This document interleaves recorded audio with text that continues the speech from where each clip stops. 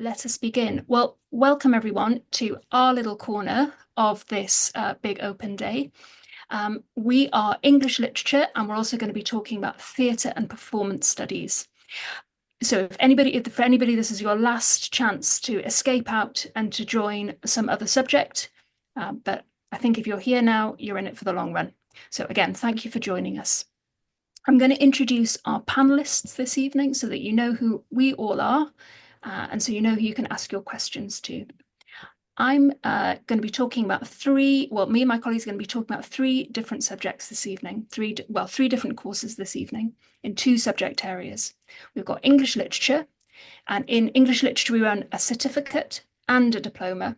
And we're very excited this year because we're introducing a new certificate in theatre and performance studies. So those are our three courses that we're going to be discussing this evening, but I'll also be very happy to talk around other topics, ICE, places that you might go to after you've finished the certificates and the diplomas. So these are the courses that are represented in our next session.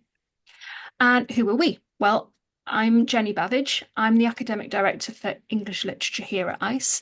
I'm going to introduce my colleagues too and ask them to say something about themselves. But just so you know who I am, I've been teaching at ICE for 15 years now, and I've been teaching these certificates and diplomas in English literature for the same amount of time. We've been teaching them entirely online since 2020, and we've been welcoming students who either come and take one certificate with us or stay and do a certificate and a diploma. Sometimes students have studied other subjects, creative writing or history beforehand, and then they choose to join English literature. I'm going to be talking a little bit about the content of our English literature courses and why I think the subject matter is endlessly interesting, and what I think our students get from it too. So I'll be talking in a moment or two about the English literature courses, but it's my pleasure to introduce, as I mentioned, we've got this super new course starting this year. So my colleague, Professor Michael Early is here. Michael, do you want to just introduce yourself so people know who you are? Thank you. Thank you very much, Jenny. Can you all hear me okay? Yes. Very good. It's a pleasure having you all with us. And I'm very happy to have joined the Institute of Continuing Education, soon to be called PACE, as you heard, and joined Jenny, who has taken me through my paces, really getting this new course validated. It went through a very rigorous process, but I think this is probably, if not the newest, certainly one of the newest courses being offered at the Institute. And it's a new certificate in theater and performance studies.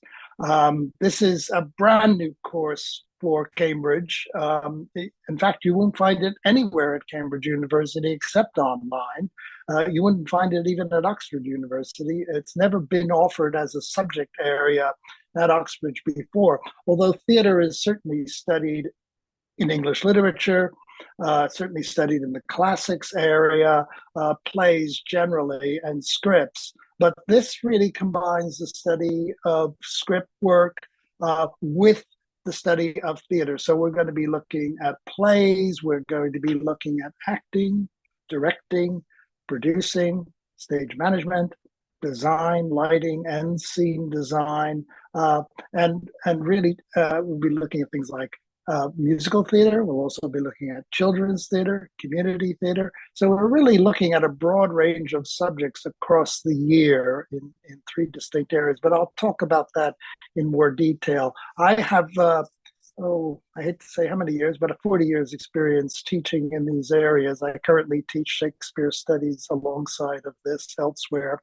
I also teach a summer course at the Institute's International Summer School in July, 2 weeks of study, which focus on one of the modules we study during the year, just as a kind of taster for people who maybe never thought about studying theater in this way. It's a great place to study, but I'll get into that in more detail and get on to introduce other people. Thank you very Thank much. you. Well, thank you. And our third panelist is one of my students, Elisa Satana. Elisa, do you want to just say hello and say a bit about what you've studied at ICE thus far? Yeah, sure. Hello, everyone. It's good to be here. So this is my third year studying at ICE. I've done 2 diplomas, and this is my first certificate.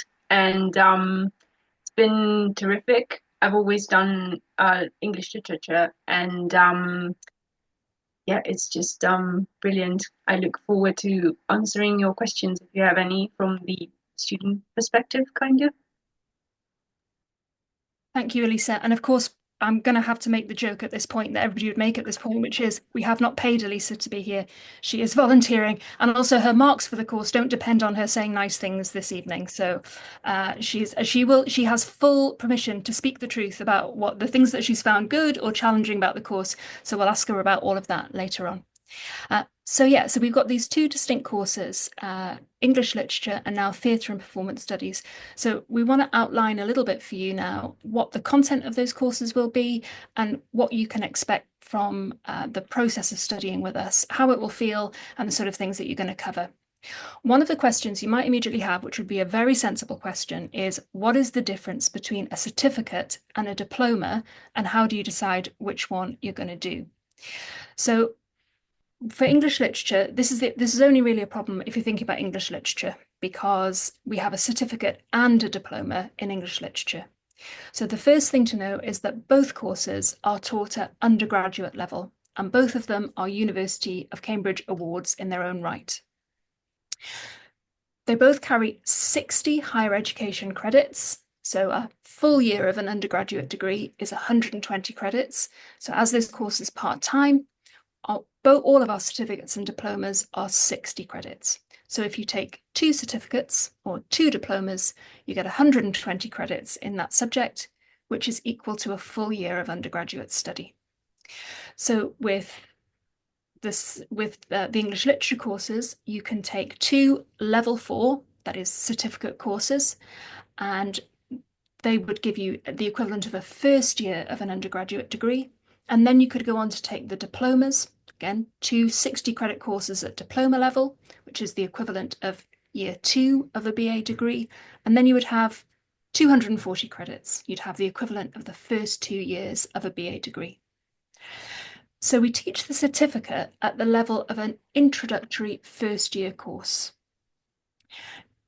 If you have not studied at higher education level before, or if you have, but in a completely different subject area. So maybe if you were a scientist, you did a degree in science, or you've been you studied law and you've been a lawyer, or if you never studied past 16 or past 18, it might be that the certificate is the right level to come in at, because, and I think this is true both for my subject area and for Michael's, we would start you off gently. We start off with learning the skills that you need to be able to be a successful reader and critic.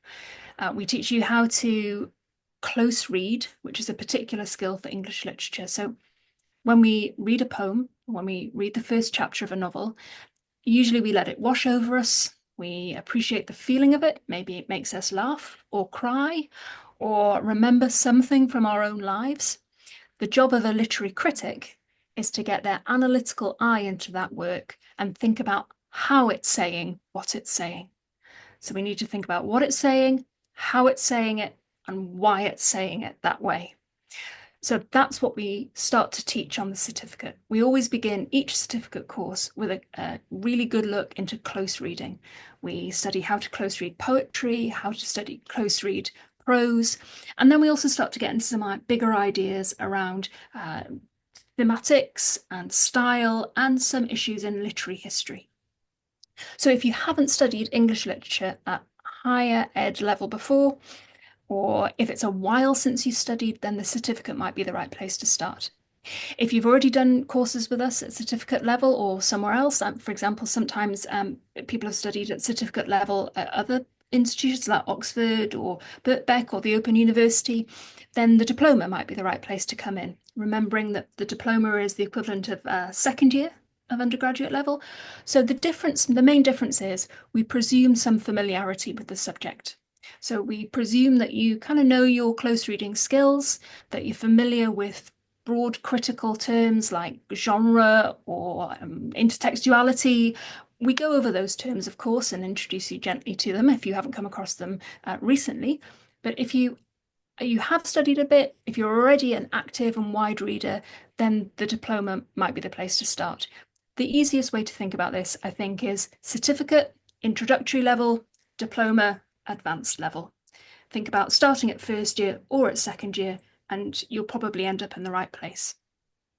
As my colleagues mentioned earlier, all the courses are open access, so you don't need any particular prior qualifications. We suggest that before you go to the diplomas, you maybe start at the certificate level, but if you wanted to start at the diploma level, you wouldn't need a specific set of qualifications to do that. The only proviso is that you have, if English isn't your first language, then you might have to take a language test. With the diploma, if people have applied for the diploma, I sometimes might have a conversation with applicants just to check in and say, is this definitely where you want to start? Because sometimes people apply for the diploma and actually when they find out about the certificate, they think maybe they would prefer to start there. Elisa, your student rep here, is a terrible example of this because she started at the diploma and now she's gone backwards to the certificate. So she started at advanced level and now she's gone back to introductory level. So we can ask her about that and how her experience has been about that.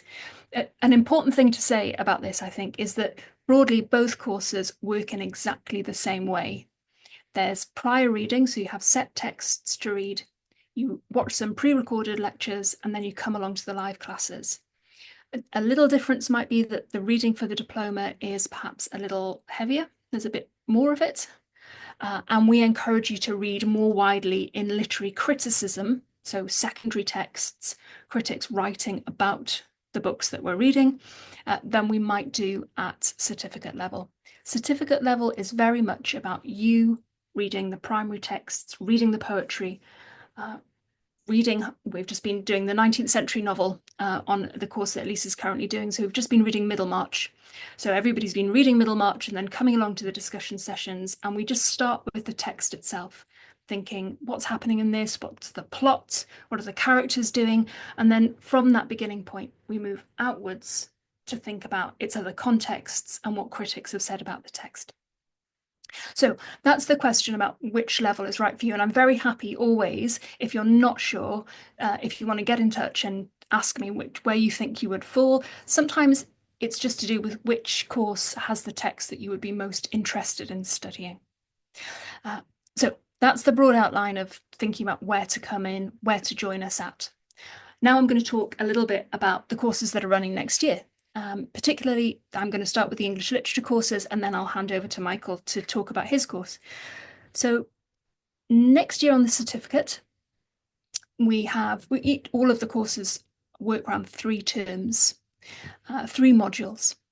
And we are beginning with a course on reading and interpretation. So as I mentioned, the reading interpretation course is really an introduction to close reading. So we begin with poetry.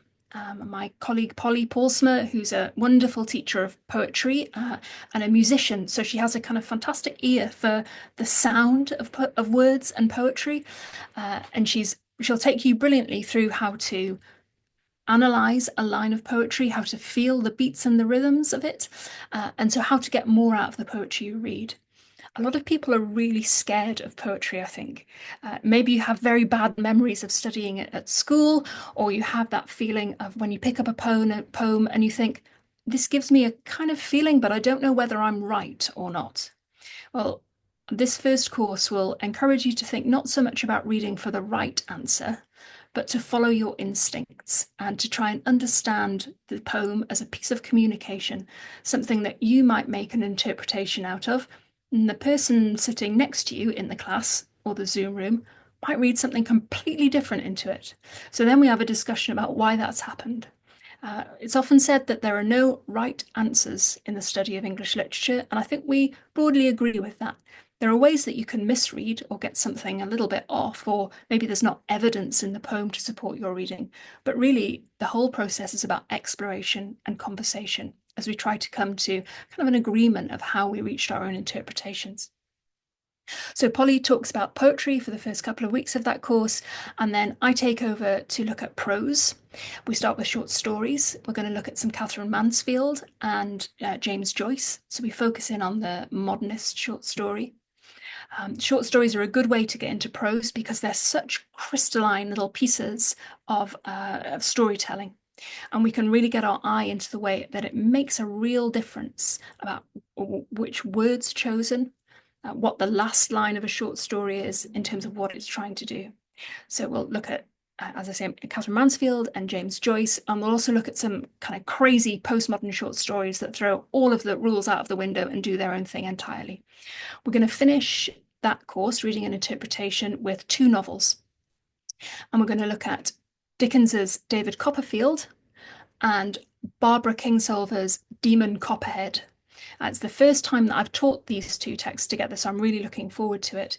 You might have read or come across Dickens's David Copperfield before, and Barbara Kingsolver's novel is a brilliant rewriting, reimagining of that Victorian novel in a 21st century American context.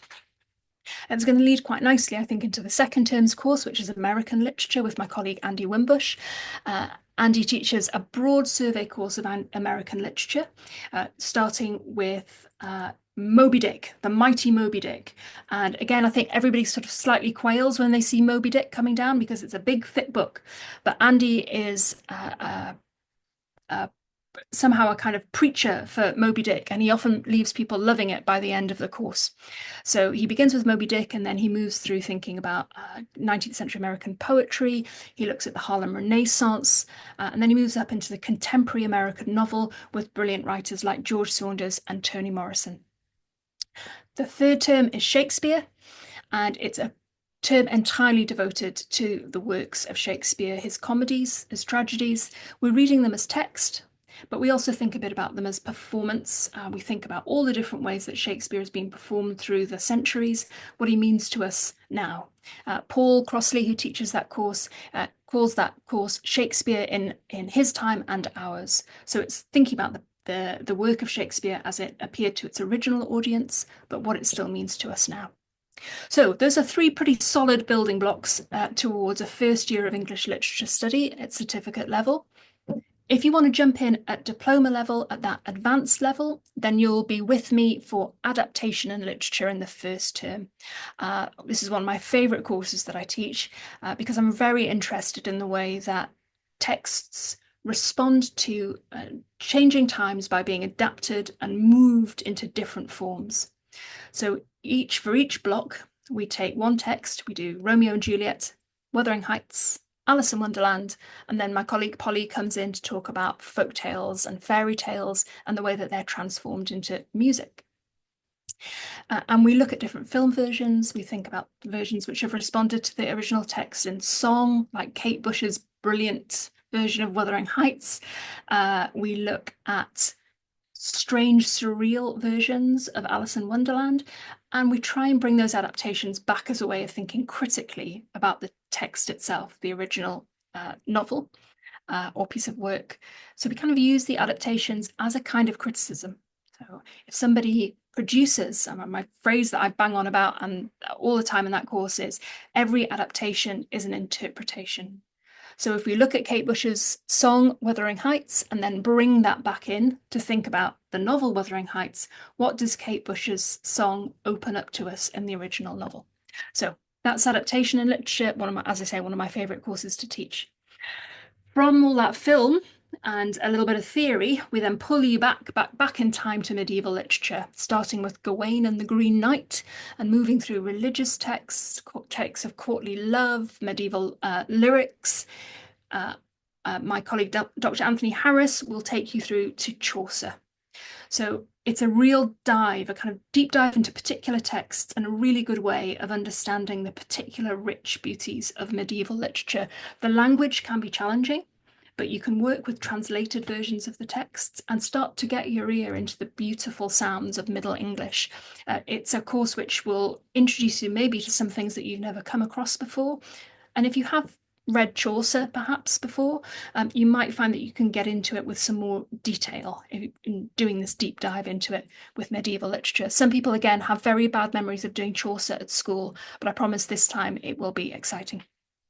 And the final course on the diploma is 18th century literature. This is taught by Dr. Claire Wilkinson, who's teaches also at Robinson College in Cambridge, and she's an expert in 18th century money and literature. She's really interested in the South Sea bubble, in financial speculation, in all the kind of rich stew of business and art that marked the 18th century. So she looks at that very active, busy century from the point of view of its literature. So she looks at, we end up in the lovely world of Jane Austen, but she takes us through some of the other parts of the century, some of the lesser known texts. She looks, for example, at texts that come out of in response to the slave trade. So she's thinking about context and history in that way, and also exploring other novels which explored those thematics of money, business, and this increasingly complicated global world. So you do a lot of work on these courses. There's a lot of reading. There's some reading challenges in there. But I think you get to time how and when you do your reading. We have the set times to meet because the way that we run the courses is that you meet for the live classes after you've done the reading and watched the lectures. But if you're looking at this and thinking, gosh, I'm not sure if I've got time to get through all of this stuff, it's all set out at the beginning, so you know what's coming up when, and you can plan your reading year. So that's the content. I'm going to let Michael come in and talk about his course now, but if you've got any questions about either the content of my lit courses or how we do it, feel free to put them in the chat and we'll get to them in the question and answer session coming up. But let me cede the floor to Michael so that he can talk about theatre and performance studies. Oh, thanks, Jenny. Thanks so much. I mean, the work you're doing, it excites me enough that I'd like to join Elise and get the diploma right away. It's really fabulous. But I have to take it back a step because this is a brand new course for us. So we're only doing 60 credits of the certificate. And if that does well, the following year we'll move on perhaps to the second half of a certificate, and in the future diploma. So that certainly is in mind, but it will certainly depend on how we do this first year and the number of students we attract. So I'm being just quite honest about that. But it's so exciting because we're running in parallel lines here. And what Jenny has spoken about happens in English. In theater, we are looking at the analysis of theater and performance. So we will certainly be analyzing texts in somewhat the same way as Jenny does, but we're going to be looking at it and unpacking a text for its performance properties. What is there for an actor to choose from? What is there for a designer to choose from? What is there for a director to choose from? How does it make itself felt for an audience? Why is it a living embodiment of a text as opposed to something that exists only on the page? So the first thing is from text to performance is the first module we'll be looking at in the autumn. And that will take you through a range of texts, starting with classical texts, the Greek theater, for instance, moving on to early modern texts, where we will look at one Shakespeare play, and that's the only Shakespeare we do touch on in our certificate, and then ending up with a modern text. So you see the theater evolve over different perspectives. And in that time, we're not just talking about text, but we're going to be talking about theater architecture. We're going to be talking about audience response. We're going to be talking about critical response. So if we talk about how we look at a play, we're going to study a play from the point of view of what's called dramaturgy. How it is that a play is structured to be 3D in terms of its representation to an audience on a stage, and using the stage world to create an imaginative space for you to engage with. When we talk about the classics, we're going to be looking, first of all, at Sophocles' Antigone. Extraordinary play, but we're not just going to be looking at Sophocles' classical play Antigone in its context as a Greek classic. We're going to look at the evolution of Antigone over the ages. So it'll take us through Brecht's Antigone, for instance, at the beginning of the 20th century. It'll take you into a play that was just written 3 weeks ago that I saw in London, which is an adaptation of Antigone. We're going to look at the adaptability of a text over time. So we're not looking at theater and performance studies as frozen in time, but as malleable, transformative, and changing all the time. So we're going to be looking at also the critical underlay to a classical text. So we'll start with Aristotle's Poetics, which in a sense defines literature, not only theater, but also the epic poetry, and really takes you into the deep dive in terms of how plays are made and how tragedy is made. From there, we'll move on to the early modern text, as I mentioned. And in this case, we've chosen to do Shakespeare's As You Like It, which is an extraordinary play, not often done, as many of other Shakespeare comedies are, but it's a play that, again, like Antigone, focuses on a female character. And we're going to be talking about the femaleness of Shakespeare's world and his characters, how they're interpreted, and how do you deal with a play that was written for a boy actor. So there's lots of wonderful ambiguities that will come out in that. It's also a play about theater, as most of Shakespeare's plays are. And the phrase we use for that is meta-theatrical. In other words, it's about theater, and it constantly signals to you that you are watching a piece of theater. So that self-consciousness that Shakespeare brings to the play world is very important. We'll also be talking about the evolution of the Globe Theater, those theater spaces. We'll also be talking about all the writers that wrote around the time of Shakespeare's and the critical reception to those plays. And in the third part of this opening session, we're going to be looking at the making of modern drama. The play we'll be looking at there is Carol Churchill's wonderful play called Top Girls, which is a play all about women. And the change that women have gone through in the 20th century right on up till now. So it's an exciting play that uses comedy, uses tragedy, uses historical figures, and is an interface and a clash in terms of cultural constructs. So that's the first term that we look at. Then we move on to there in January to the whole idea of performance theories and practices. So we're going to look at what people think about acting, what people think about directing, how they've written about it, how we've talked about the artificiality of performance, both on stage and all the theories and practices of acting. And one of the ways that we're going to be doing that is by using different case studies. We're going to look, for instance, at the work of Chekhov and the Moscow Art Theater and focus intensely on that. Also, in this second module, there's going to be a chance for you to do a bit of acting online and in breakout rooms. So the breakout rooms will not be static. You will not just be listening. You will be engaging with the text. And we want to hear your ideas. How would you direct it? How would you modify it? How would you change it? How would you work in partnership with someone else? So there will be projects that aren't strictly speaking critical papers as they might be in the first term, but you'll be broadening out now and doing partnering work and presenting projects and presenting presentations online. So you're going to learn a lot of different kinds of study skills in the process of doing that.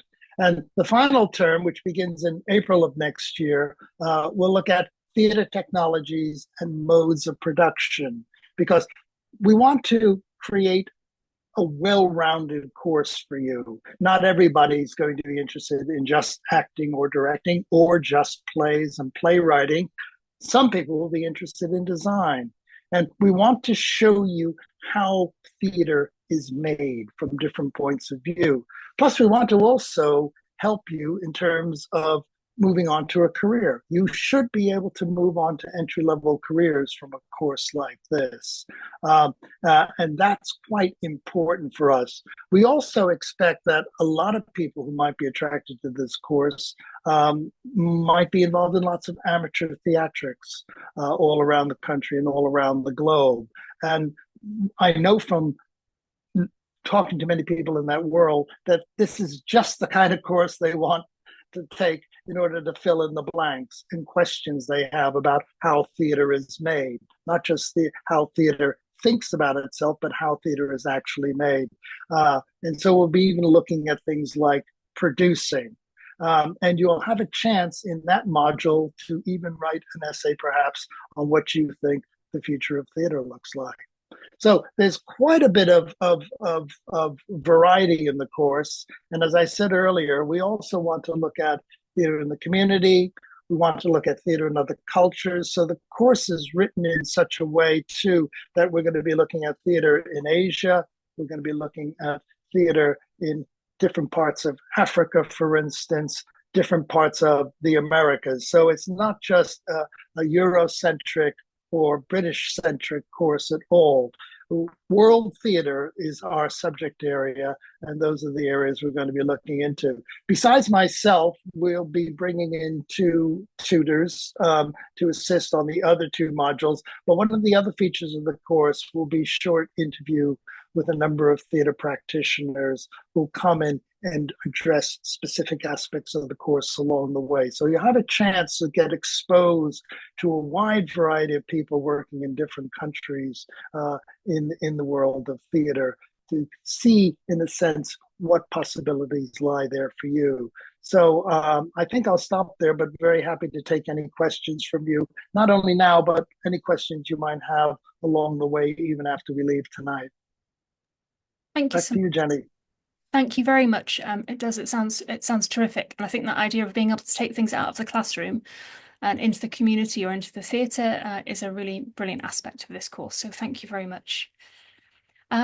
Just a quick word before we get into questions about actually the practicalities of how we teach. As we've mentioned, that both for Michael's course and for mine, there'll be set readings or maybe set viewings. So we might ask you to watch a film as well as maybe read a novel. And then we have forums that can act as meeting spaces between the live classes. So you can drop into the forums and ask a question or respond to something that I might have put in to say, what does anybody think about this? Or if I say, this is what we're going to look at in the class coming up, there's a way to have conversations between the times when we meet. Some people are very active on the forums and like to have a lot going on. Other people are quieter, and we just each class tends to have a slightly different way of using the forums. The recorded lectures are quite important part of how we teach. My tutors and I put a lot of effort into producing lectures that are watchable. You can speed us up as we talk if you're short of time. But the lectures are there to introduce you to the subject area, to prompt questions, to help you in your own reading so that you're not just on your own with Middlemarch, you've got somebody to guide you along the way, and to start asking prompting questions, which we'll discuss in greater length at the live seminars. The seminars are all held on Zoom like this, and they tend to be at the weekend. Most of mine are on Saturdays, and then we have additional more informal evening sessions for an hour every couple of weeks during the term times, so that we can get together to talk about coursework and maybe just discuss anything that we didn't have time to get into in the class. If I was asked for one of the advantages of doing these courses, aside from the teaching, and as we'll talk about in a moment, the chance to be with a student cohort who are as interested and passionate in theatre, in literature as you are. I always think often the people who come to these courses are the people who might be in a book group, and everybody talks enthusiastically in the book group for the first 10 minutes, and then they kind of go off, they start talking about their jobs or their children, or start drinking wine, and they've had enough of talking about Middlemarch. But you might be feeling, no, I want to talk about Middlemarch for 2 hours. Well, we're the people who want to talk about Middlemarch for 2 hours, so we're here for you if that's you. If you're the person who always wants to talk more about books and theatre and performance and culture, that's what we're doing. So as well as that chance to be with a cohort of like-minded people, you also have access to the University of Cambridge Library online holdings and resources. And I honestly think that's a really good reason for doing the course. You have a library ticket. You can, if you're in Cambridge in person, you can come along to the libraries. You can work in the English faculty. You can borrow books from the University of Cambridge Library. But if you can't ever come to Cambridge in person, you'll still have access to loads of academic journals, to online resources, which are used by the undergraduate and the postgraduate community here. That is for our students too. And you could download a whole library's worth of articles, reviews. You could build yourself a little online library to keep after the course is over. So although we'll all be all around the world, and people join us from America and from Europe. Elisa is in another country. I'm sitting here in Cambridge where I'm teaching. It's a beautiful summer's evening this evening, but people will join us from wherever they are. Sometimes it's their mornings or their evenings, but we tend to find the right kind of atmosphere for the discussions that we want to have. We've talked a bit about that. So the formal terms that I should use to describe that way of teaching, where I'm sitting in Cambridge, you're in Italy, it's your 7 o'clock, it's my 5 o'clock, that's synchronous. We're together, even though it's not quite our same time. And the asynchronous bit is when you're watching the lectures in your own time. We've talked a bit about the teaching methods that we use, the live lecture, or the pre-recorded lectures, a bit of discussion and maybe a bit of talking in class, and then general seminar discussion. We really want the seminar discussions to feel like a collective, collective conversation. It's not as is happening here a little bit, just me talking at you. I'll normally ask questions and hope that people have opinions to give back to me. When it comes to assignments, we'll give you some help about how to approach them. We won't just drop you in it and say, off you go, write an essay. And there are different forms of assignments too. Short pieces, especially in the certificate, where you start off with a short piece of close reading and then develop up into writing a full essay.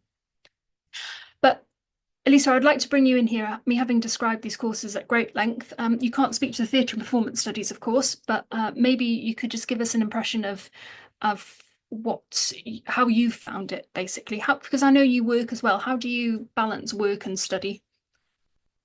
Yeah, it's quite tricky, I would say. But if you just apply for a course that you are very interested in, it will come kind of naturally in a way. You just need to be a bit patient with yourself and maybe plan ahead. But you will have the course guide well ahead of time, so you can just plan your reading year in advance, and you always get at least 2 weeks between sessions. So yeah, it's you can do it.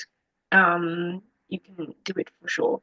And I would say that if you have any doubts or if you think that it's too much, that there's a way you can do it, because everyone's there to support you. The tutors are amazing. Every single one I've met throughout these 3 years has been really great. They have different perspectives, but they all want you to succeed and explore what you're most interested in, and you will find new areas and works that you have not even heard of, and they will become your favorite thing, and you'll obsess over them and want to write longer pieces on them. And so it's yeah, a rabbit hole. So that's the only thing that you should be scared of, that you will have so much to be enthusiastic about that you will never get out of this endless course thing. And yeah, I don't know if there's anything that more specific that you want me to address, or I wondered if it started to sound a bit like a nightmare at the end there, with kind of being stuck down a rabbit hole with no way out. But I'm sure you meant it in the nicest possible way. yeah, Uh, yeah. I wonder if you could say maybe what it's like being with in a class with people with lots of different ages and backgrounds, and because people come from all sorts of different places, and some people have done lots of study, others not so much. How have you found that as a learning experience? Yeah, yeah, sure. So I'm not the most social person. I'm quite shy, but I've always found it really a very welcoming and familiar environment.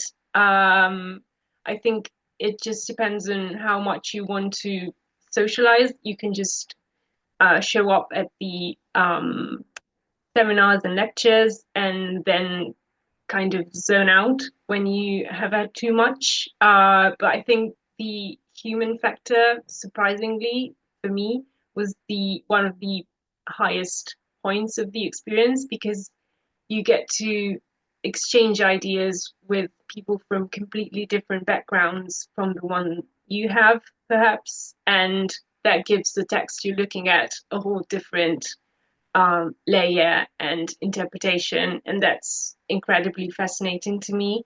Um, I've always studied literature, so there was reading the same text through the eyes of someone who has, I don't know, a scientific background was just really mind blowing.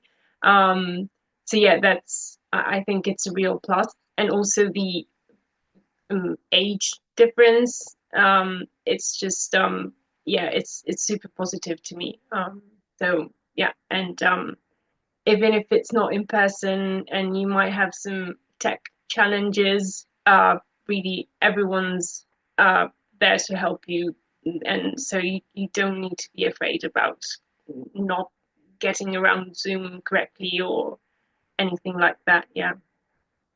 Yeah, we're in the first time we meet at the beginning of the year, and I'm sure Michael will do this too, is we have what I call a crash around session, which is just where in the first class of the term, in fact before the first class of the term, we just have a Zoom meeting like this where everybody can just come along and try everything out, so that when you first arrive in the classroom, you don't have to worry, oh, am I going to be on mute? Am I going to get it wrong? Am I going to how is it going to feel when I say things? I certainly when we started teaching completely online, we all had our anxieties about it, and I was worried about whether we would be able to get the same feeling of conversation that we have in a live class. But I actually find that we get a really good level of contribution from everybody, and also a kind of focus. In a Zoom class, which is a little bit, it's different from being in a live class, which of course has its virtues, but I feel like we get good work done in our focused Zoom sessions that we have. Um, okay, I think what I might do is I've got one last little bit of information just to make sure that you've got before we tip out. If you've got questions following on from our meeting this evening, if they're practical to do with finances or admissions, you can contact my colleagues at enquiries at ice.cam.ac.uk. So take a note of that if you've got some specific question about money or about fees and so on, or about your application. If you've got queries about the course content, please send them directly to me and I will respond as quickly as I can. If they're about theatre and performance studies, I can send them on to Michael. So please just use me as a starting point for queries. And just to remind you, if you're still thinking, is this going to be right? I'm not sure if I want to sign up for a whole year. We do have short versions of these courses, either at summer schools, which happen in July into August. There are some short online courses or weekend courses. Actually, Elisa, you're going to come to my Literature of 1925 course at Madingley this weekend, aren't you? So we are going to be getting really I'll great. see you on Friday. Yeah. Um, okay, I'm gonna jump out of here into our Q&A now. One thing you might notice is that you're all sitting here and some of you've got cameras off, or if you want to put them on at this point, you're very welcome to. Or you can stay behind your screens too if you like. This is what we tend to do in the class actually. Some people keep their cameras on and some people keep them off. And I'm going to see if we've got any specific questions. So Ram had a question about how the course is assessed. So I'll just quickly outline this for English, and then Michael might want to say something about theatre and performance studies. It's all by assignments that come in at the end of the term. We have some midpoint assignments, which tend to be shorter pieces of work. So for the certificate, you do a piece of short close analysis, and then at the end of the term, you do a longer essay. We have a couple of different kinds of exercises as well, like a bibliographical exercise that's done in the second term. And then in the third term, there's something which suits the subject area. So Paul is going to ask people to do a review of a Shakespeare performance or adaptation as part of his Shakespeare course. For the diploma, you have a choice of assignments you can take. You can write an essay, you can make a presentation version of an essay. We also have a sort of portfolio of shorter tasks. And the last one is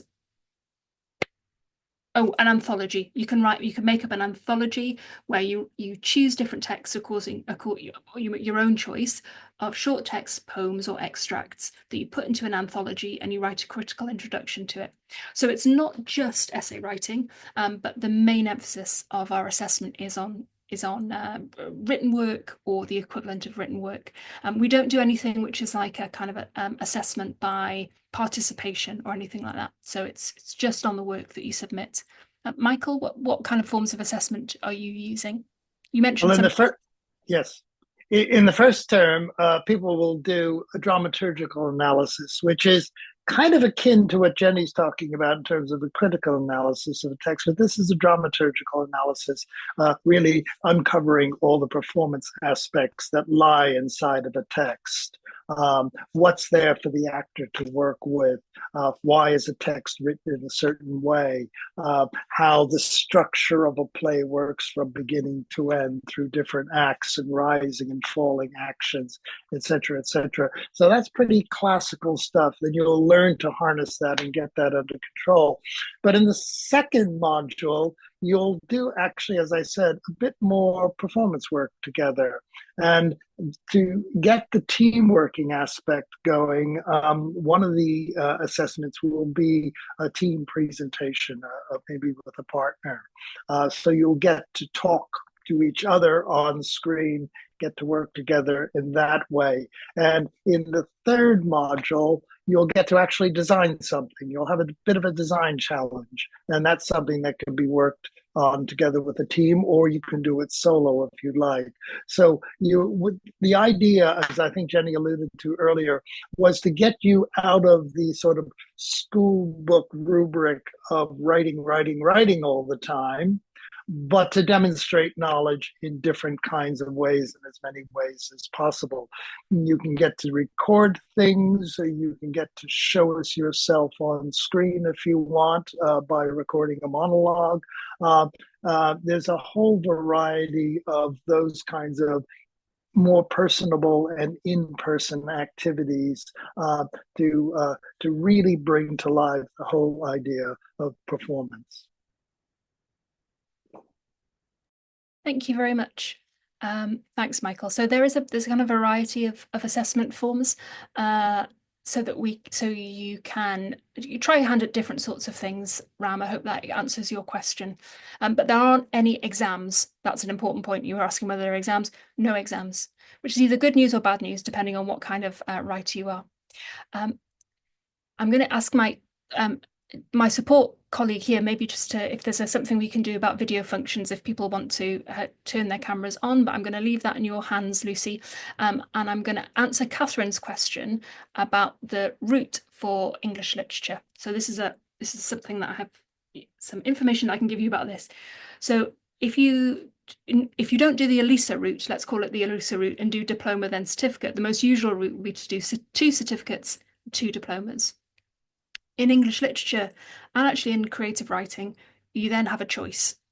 You can either stay with us and do the advanced diplomas that we offer. The first advanced diploma is in research practice, theory and practice, and it teaches you how to be a researcher, essentially. It hones your research skills, but you keep your specialism in English literature. You'd be in a class like this with students from different disciplines, with historians, art historians, philosophers, theory of creativity students, studying ways of researching, but all your outputs would be based on an idea for a dissertation that you wanted to write. So you kind of hone your research skills through that year. And then the second advanced diploma is entirely based in writing a dissertation. So I've been supervised dissertations on the work of Hilary Mantel, for example. I'm doing one at the minute, which is about the strange subject of theories of fecality in contemporary literature. I've also supervised dissertations on Woolf, and then if I can't supervise them, then I find colleagues within the university who can. So the advanced diploma would in the end give you, if you did certificates, then diplomas, then advanced diplomas, you would have 360 credits, which is the equivalent of a BA degree, and that would allow you to apply for master's courses because you'd have the equivalent of a BA. However, if you wanted a named BA degree in English literature or English literature and creative writing, then you can, from after our diplomas, go straight to the Open University and do their final years and their third year and earn yourself a BA degree. So we have an agreement with the Open University which recognises our credits as equivalent to their degree course. So if the degree is what you're aiming for, I would suggest you start with certificate level, work your way through, and then go to the Open University. But you can take your credits and you can move them into other universities entirely if you don't want to stay with the Open University. Once you've earned our credits, you can approach another university and say, will you accept these credits as equivalent to a first year or a second year, for example. Some of my English literature students have taken our courses and then they've been really bitten by the bug and they want to do an English literature degree, have sometimes applied to other universities and started at first year or at second year. And several of my students have applied successfully for the English literature degree at Cambridge. You have to start again at first year, but the mature colleges are always looking for interesting students with a passion for English literature who've shown they can do well on our courses and who want to take a full BA degree with Cambridge. So that is one route. It's not a guaranteed entry, but it will certainly give you what the Cambridge colleges would think as evidence of quality, well-qualified recent study. So, okay, Catherine, good. I hope that answered your question. There's a few different routes out of it, but there's... Could I just add something to Jenny? That's for theater, there's all kinds of pathways and directions you might want to go in. For instance, a student who was on the summer school course I taught last July from China kept in touch with me, and we discussed various options that she wanted to try and follow. And she's just been offered a place on the MA program in Theatre and Performance Studies at Goldsmiths College, and simultaneously a place on the MFA acting program for East 15 Drama School in London. So there's those kinds of outcomes. And that came, I have to say, that came largely because she had this Cambridge qualification in her background. So there are ways in which we can help point you in directions that might take you into the career of your choice.